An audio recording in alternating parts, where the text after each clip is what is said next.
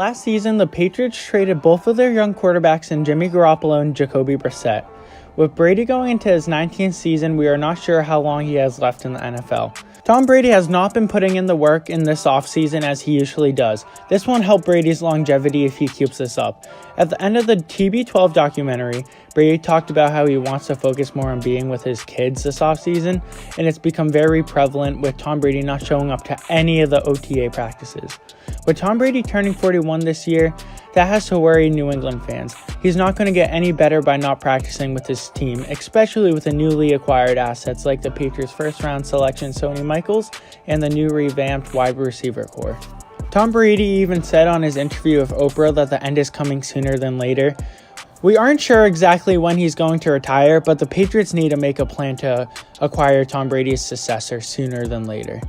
The first place we're going to look at is the Patriots' backup quarterbacks. After the Patriots traded Jimmy Garoppolo and Jacoby Brissett, the Patriots signed veteran Brian Hoyer. Hoyer was originally on the Patriots his rookie season in 2010. For the majority of Hoyer's career, he's been a fringe starting quarterback. With Hoyer turning 32 years old, he is not going to be the long-term solution for the Patriots. The other QB on the Patriots roster is the 2018 7th-round pick, Danny Etling. A little background about Etling: he played for LSU in a pro-style offense. Etling does not turn the ball over. He only had 2 interceptions last season. Many NFL analysts believe Etling was good, but a quiet prospect. I believe the Patriots didn't draft Etling to be Brady's successor, but to have a young guy in the system that they could develop behind Brady, just in case worst-case scenario happens and the Patriots don't have a QB when Brady leaves. I believe there are many ways to approach this situation. The Patriots are not looking that good right now with preparing for Tom Brady's dispatcher. It's very unlikely Danny Etling is going to turn into a late-round steal like Tom Brady himself did. So I'm going to lay out what the Patriots should do to prepare for life after Tom Brady. I believe there are many ways to approach this situation, but the best way to get a new franchise quarterback is in the NFL draft. The majority of NFL teams drafted their starting QBs, such as the Rams with Jared Goff, the Eagles with Carson Wentz, and the Panthers with Cam Newton, just to name a few. Just last year, 5 quarterbacks went in the first round. I think the Patriots should have drafted one of the QBs last year. The player that would have been perfect for the Pats was Josh Rosen. He was the most pro-ready QB in the draft, and in my opinion, he was the best QB in the class. He fell all the way to the 10th pick. The Patriots could have traded up, but instead they wanted to build a team around Tom Brady by taking a versatile offensive lineman with the number 23rd pick, drafting Georgia Isaiah Wynn, and at 31, taking Georgia running back Sony Michaels to complete the backfield. After the Patriots missed that opportunity, they need to draft a QB with potential within the next few years. I believe the Patriots need to draft their future QB sooner than later. The Patriots can develop the backup QB for a few years, as well as he'll be practicing behind the greatest QB ever. Eventually, when Brady leaves, the QB will be pro-ready. I'm hoping for a Packers scenario to happen with the Patriots. The Packers drafted Aaron Rodgers in the first round while they had aging Brett Favre.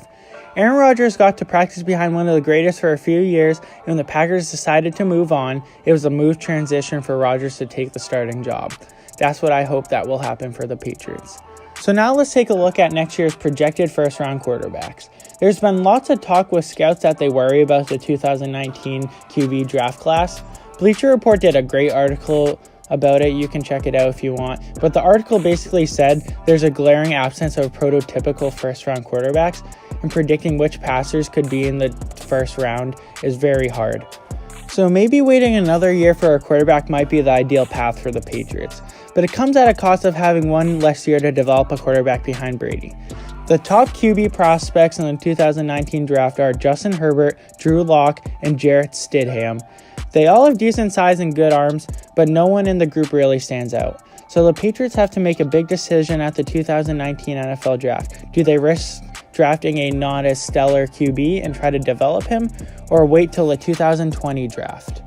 Even though drafting a QB is the best option in my opinion, I believe there is still one more possibility for the Patriots.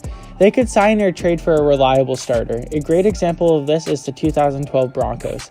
The Broncos had a Super Bowl caliber team, but they were desperately lacking in the QB position. So the Broncos signed one of the greatest of all time in Peyton Manning, and made it to 2 Super Bowls with him. I know this wouldn't be a long-term plan for the Patriots, but it could give them time to find the perfect QB in the draft as well as still be Super Bowl contenders after Brady's gone. Just this offseason, 3 starter caliber QBs in Sam Bradford, Case Keenum, and Kirk Cousins all signed with different teams this offseason, so it's not unlikely that star QBs will sign with a different team. As much as everyone in New England loves Brady, we need to realize that he can't play at a high level forever. One of these days, Brady is going to be mediocre or even just bad.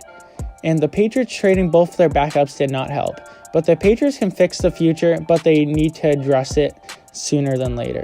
If you like sports videos like this, subscribe for more. I post about once a week. If you're interested in my first video about how Deflategate ruined the Patriots' future, link is in the bio. Thank you for watching.